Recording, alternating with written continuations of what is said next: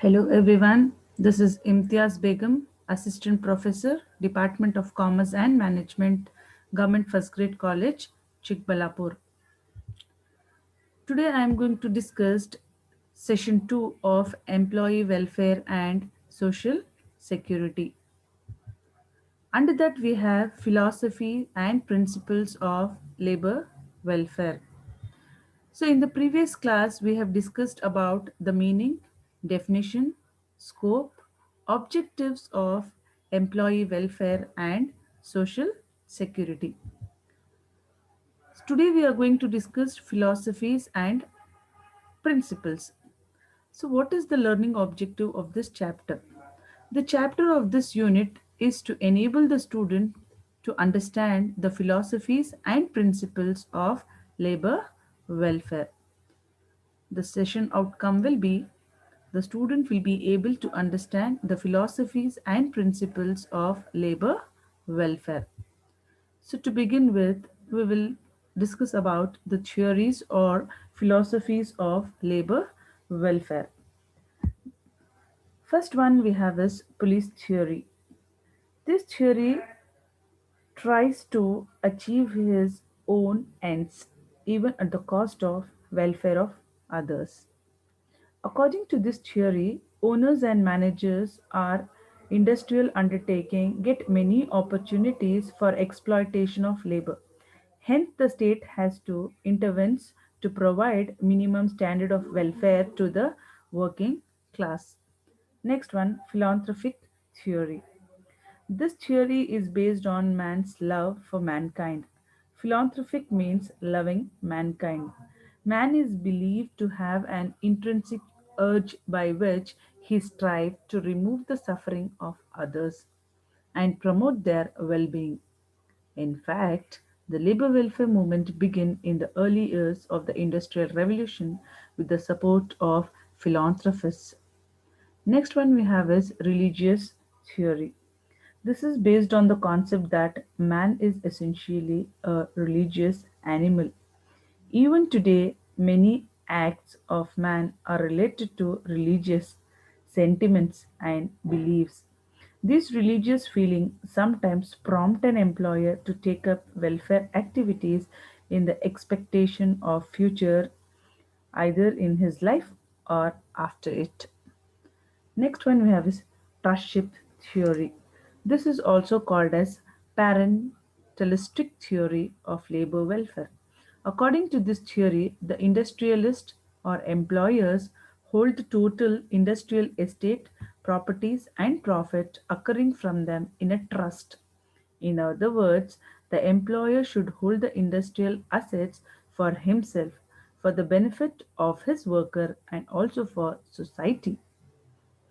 The main emphasis of this theory is that employers should provide funds on an ongoing basis for the well being of their employees. Next one we have is public relation theory. This theory provides the basis for an atmosphere of goodwill between labor and management, and also between management and the public. Labor welfare programs under this theory work as a sort of an advertisement and help an organization to project its good image and build up and promote good and healthy public relationship. Next one we have is functional theory. This is also called the efficiency theory. Here, welfare work is used as a means to secure, preserve, and develop the efficiency and productivity of labor. It is obvious that if an employer takes care of his worker, they will tend to become more efficient and will thereby step up production. This theory is a reflection of contemporary support for labor welfare. It can work well if both the parties have an identical aim in view, that is, higher production through better welfare, and this will encourage labor participation in welfare programs. These are some of the theories or philosophies of labor welfare. Next one we will discuss about the principles of labor welfare.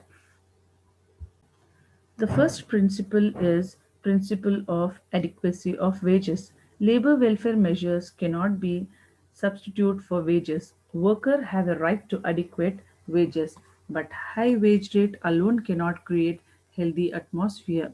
Therefore, a combination of social welfare, emotional welfare, and economic welfare together would achieve good result in the organization.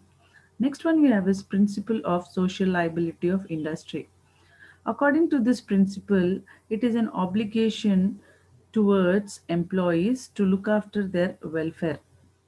It means every organization has to take care of their employees according to the constitution. Next one, principle of efficiency. So according to this, the employees, the performance, the employees will get the welfare according to their efficiency. So this is not applicable, and this will demotivate the employees. Even then, to enhance, the organization tells if you perform well, your welfare facilities will also be provided more. The next one we have is principle of increase in personality. The development of human personality is given here as a goal of industrial welfare. According to this principle, it should counteract the baneful effects of its industrial system. Therefore, it is necessary to implement labor welfare services both inside and outside the factory. Next one, principle of totality of welfare. This emphasizes that the concept of labor welfare must spread throughout the hierarchy of an organization. Employees at all levels must accept this total concept of labor welfare program will never really get off the ground. Next one we have is principle of coordination or integration. This plays an important role in the success of welfare services. So this is essential for the sake of harmony and continuity in labor welfare services. Next one we have is principle of democratic values. The cooperation of the worker is a basic of this principle. Consultation with and the agreement of worker in the formulation and implementation of labor welfare service are very necessary for their success. This principle is based on the assumption that the worker is a mature and rational individual.